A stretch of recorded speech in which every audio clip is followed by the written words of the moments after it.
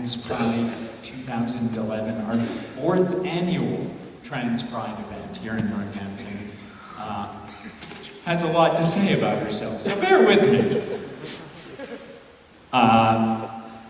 Ashley came out into the transgendered scene in the spring of 2004. And, sorry, before I continue with that. Okay, I write a column called Ask a Trans Woman. People ask me stuff, I have to deal with the words and everything. And I'm just gonna come out and say right here, if you want to say transgender or transgendered, I don't care as long as you support trans civil rights. You can say whatever you want. You can call my gender Frank if you'll vote for the trans civil rights bill, okay? So, Ashley came out into the transgendered scene in the spring of 2004. Since then, she has taken an active role in the transgendered community and many of its social groups.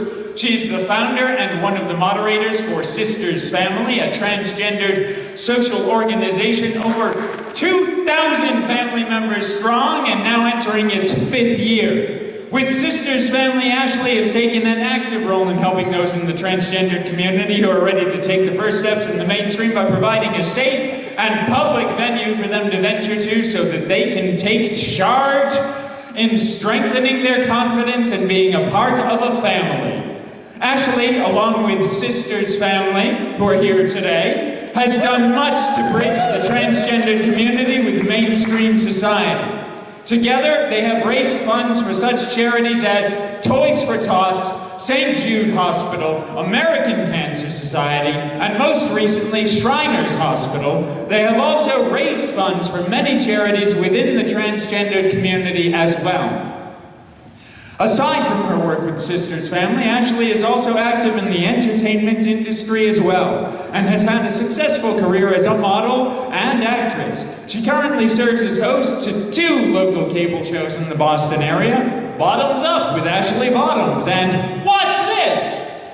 She was most recently cast this past summer as an extra in the Adam Sandler major motion picture, I Hate You, Dad, and cast as herself in a speaking role for the pilot episode of the reality show Wicked Fit, which can be seen on Sunday, October 23rd at 9 p.m. on the Style Network.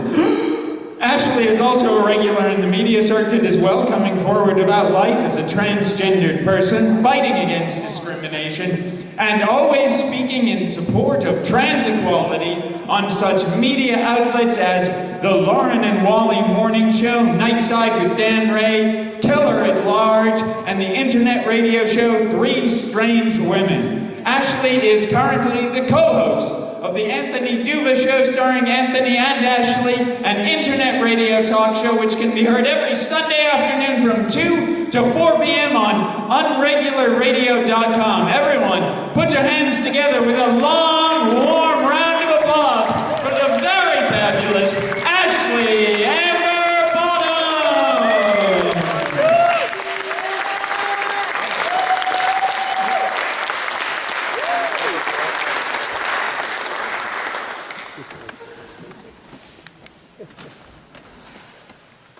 Hi, everybody. Is this on? Okay. Thank you, Lorelei, for that wonderful introduction. This is my first time ever actually being a keynote speaker, so I hope I don't mess up. As always, I did some studying on this, so I guess I should thank the people who made this possible. I would like to thank the people who were involved in the 4th annual No Hold Transcultural Pride March, who made this possible. So the people that put it together, I want to thank them, and please give them a round of applause. Without them, we would not all be here together, and they do work very hard, and I was very honored to be asked to be the keynote this year. Also, I guess on my reading, they said that you should have a little comedy anecdote, so. I will tell you that most recently on my way to Boston to do my radio show, I did run into a gentleman on the bus who saw me, and when I sat down, he actually came up next to me and said, he whispered to me, he says, I think it's great what you do, and that I'm gay and I'm proud of it. And my answer to him was, then why are we whispering? Which actually kind of embarrassed him in a little bit, but he did chuckle it off, and it was a good conversation. Also, I guess I'll start off with a poem that I wrote a couple of years ago that I thought I would I would read to all of you. It was something that was dear to my heart when I wrote it, and since I'm the final keynote speaker and I had to sit to everybody else, I think I can milk this and make you all sit through it as well. So this is a poem I wrote a few years back. It's called I Am Woman, Hear Me Roar. Don't judge me by the clothes that I wear, and do not judge me by the style of my hair. I am but one in a faceless crowd. I may seem meek, but if needed, I can be loud. The closet for me is now way too small. I want to break free, and I want it all. But I'm a patient girl, a giving girl, a caring girl. In a world of selfishness and self-importance, where a label can make or break the very essence of who you are and what you believe. And I will persevere through it all, because with my sisters, I stand tall. And no one will dictate to me how to be.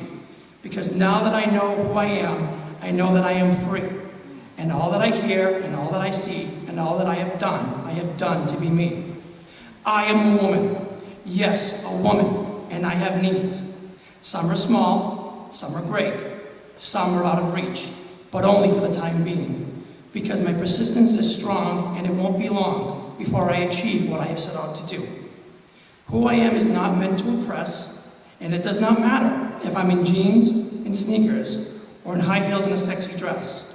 It is who I am inside that will decide if I am in fact leading my life, or if I am just tagging along for the ride.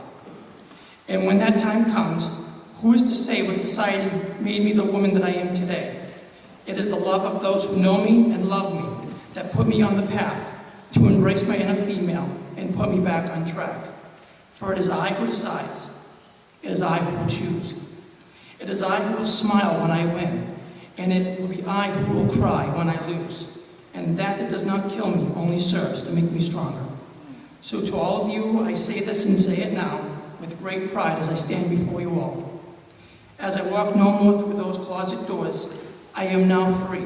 Watch me soar, for I am woman, hear me roar.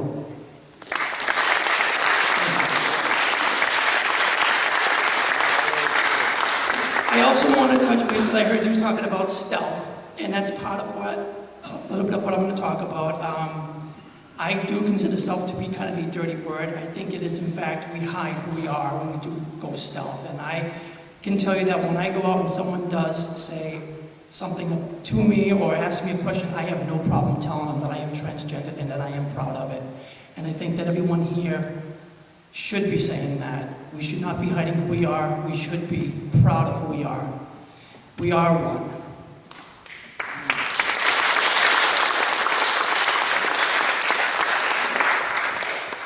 Now what I came to talk about.